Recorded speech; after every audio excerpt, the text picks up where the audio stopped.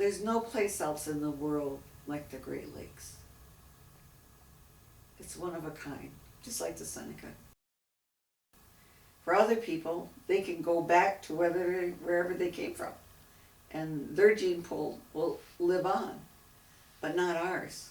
Because if they destroy the Seneca, then here, then that's it. There's a lot of Senecas and a lot of Haudenosaunee that live in Buffalo. And so there's an important history there that needs to not only be talked about and shown in exhibits, but really need to sit down and look at some of those older treaties and agreements that happened and what that means for indigenous people today. That is a good example of how we are doing things right, because we have our own people becoming nurses and becoming working with our health department, and that I have to recognize, feel good about that, and our education system too, and our the culture center. Man, it's a lot bigger than it used to be. I was down in the storage the other day, and I couldn't believe how huge that is. Man, it's just like downtown at the Smithsonian. It's amazing. So we are doing good when I start thinking about that kind of stuff. Yeah. You have a population of Haudenosaunee people that live in the city of Buffalo. And these would be people who come from what we now refer to as Canada, possibly from the Six Nations Reserve in Canada, located near Brantford, Ontario.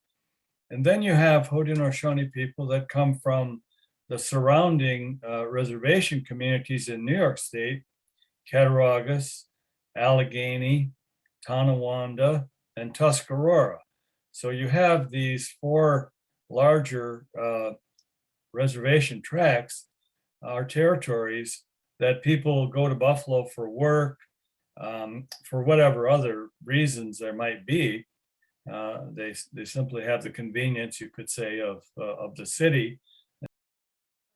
Social services organization, people refer to as the NACS, Native American Cultural Services, and they are there in Buffalo. Many years ago, I was the director of what was then known as the Buffalo Native American Cultural Center. The organization provided some social services, provided some job referral, and was a place for people to gather that lived in the city. And every month we had a social where we brought together people for singing and dancing and a meal, a native foods dinner, and people did outreach work from that location. And so this has been going on for a long time, even before the time period that I'm describing to you now, which was as far back as 1976. There was a group at University of Buffalo, and it was just beginning.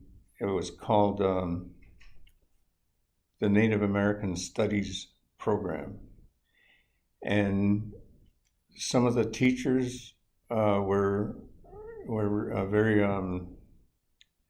very important people in our history and our culture. Oren Lyons was one of the participants.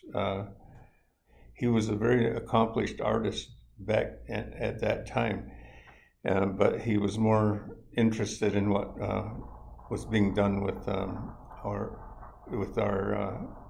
culture and our history. So that's when he was on that staff with University of Buffalo. There was John Mohawk, Oren Lyons, and there was Rick Hill was on that staff. And Aggie Williams was a student. I know she was one of the students. That was an important group, and what was going on at University of Buffalo, because it was helping us to preserve and to help teach and to continue into the future, survival. Really a large presence, that was visible in the general population. The one thing that was kind of going on at this time was the beginning of a program at the University of Buffalo of Native Studies. And so this is really early on in the years of Native Studies at the University of Buffalo, when they were still located over on the Main Street campus. So that had some presence, but I would say that today, just as an example, there's a Seneca-owned art gallery that represents our artists and is representing me as an example. There is a casino, for better and worse, that is owned by the Seneca Nation in the city. At Niagara Falls, there's a hotel and a casino and a resort complex that is owned by the Seneca Nation.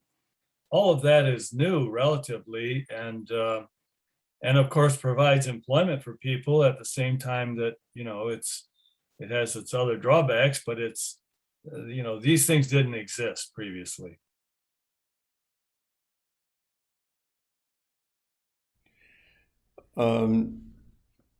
I don't know too much about the Erie Canal, but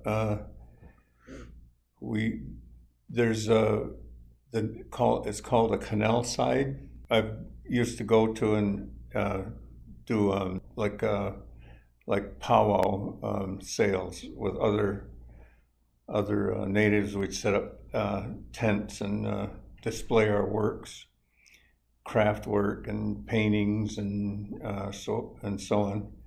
And that was along that what it was called a canal side, and it was nice. It was I've never seen that part of Buffalo. There was a submarine in the water right nearby.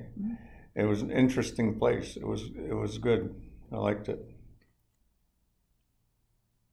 I've done some artwork.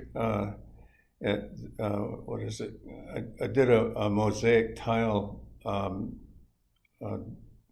panel design.